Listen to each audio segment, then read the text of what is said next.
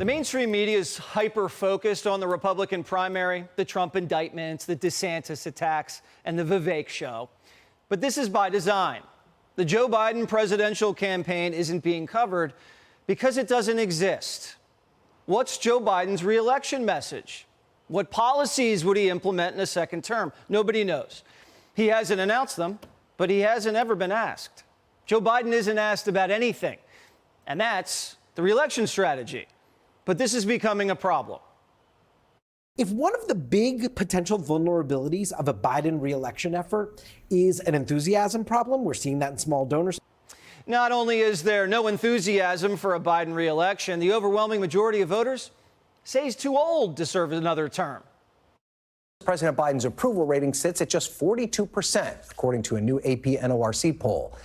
And what has to be even more alarming for the White House are the overwhelming majority of voters, 77%, who say that President Biden is just too old to effectively serve another term.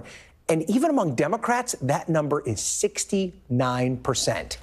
So the White House press secretary claims the president has his finger on the pulse. But it's not our pulse we're worried about. He has his finger on the pulse on what it is that the American people need.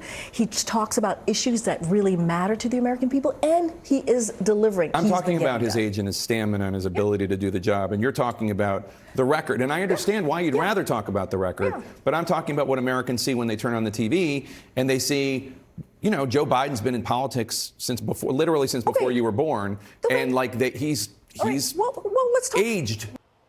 CNN is caught between ideology and profit. They'd prefer a Democrat in the White House, but it can't be Biden because CNN's losing money covering President Biden. He went to Kyiv, and he was there with the alarms blaring in the back, and people were so impressed that he was able to be there and look strong in a war zone country. And that's what you saw. I'm not saying he's not able to walk. But you're talking about his strength, right? You're talking about how he's looking right now. He's 80. That is, I think like the average American male only lives to be 77 or something. But here's the thing, Jake. The president says this all the time. Watch him, right? Watch him. And they are watching him. That's what I'm saying. That's the 77% who are concerned. CNN's also concerned that covering a Biden impeachment is going to do major brand damage. They'd be forced to air information that they've been censoring and lying to you about.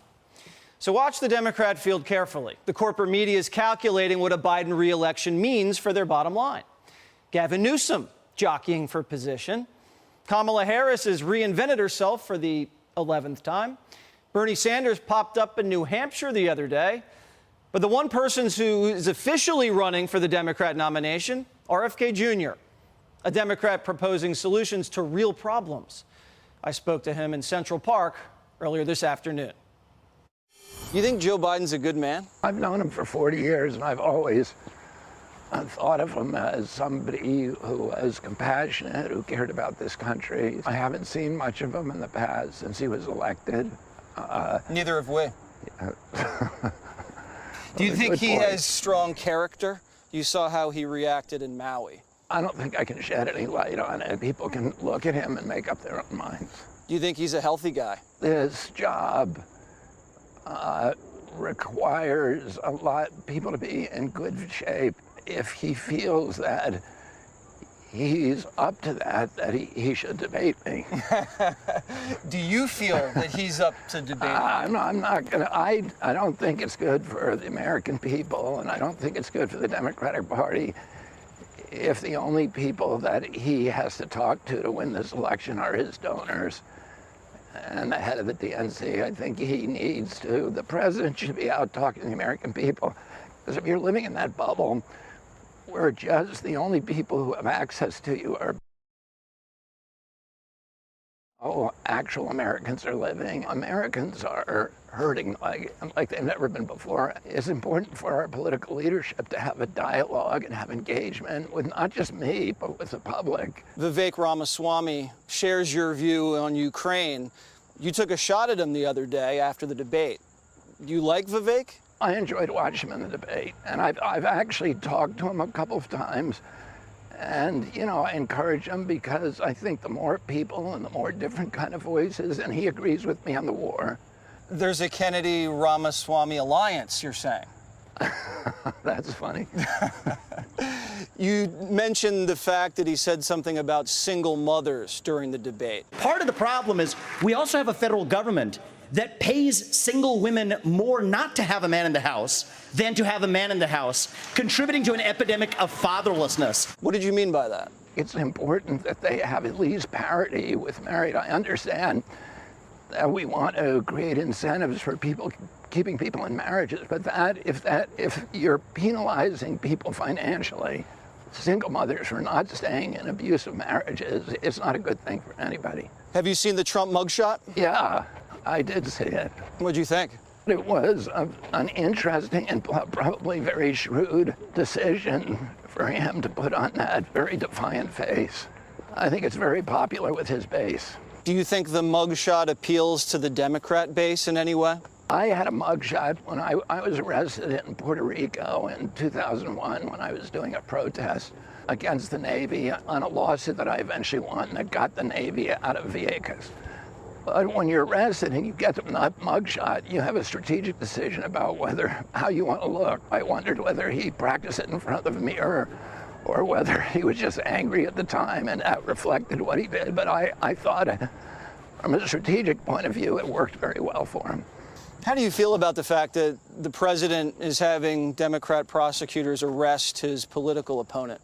I've been very disciplined about not commenting on the legal proceedings on either side because, you know, anything I say is going to be seen as political. So you're going to dodge the question? Yeah, exactly.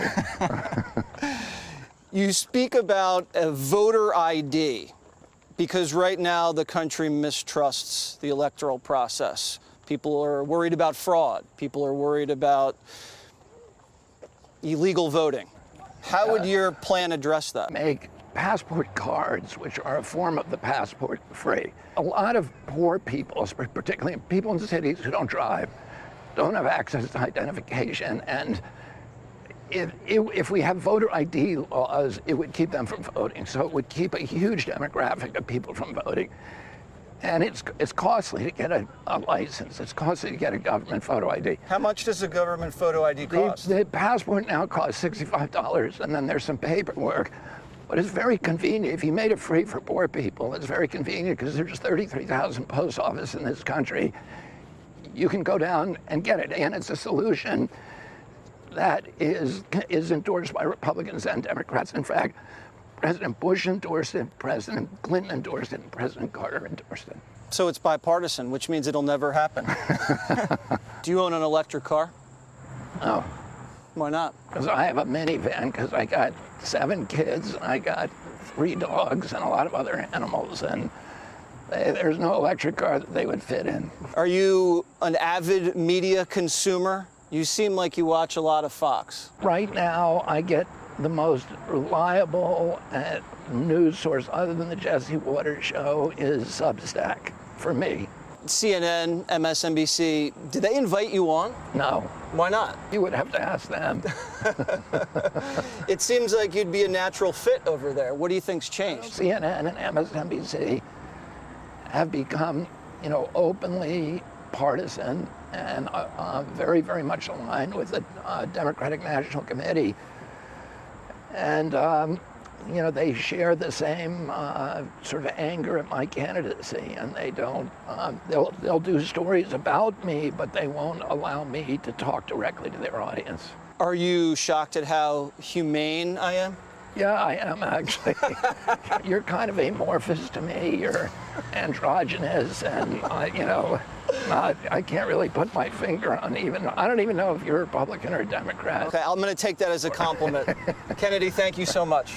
Thank you very much, Jesse. Up next, we just found out there are 5,000 secret Biden emails.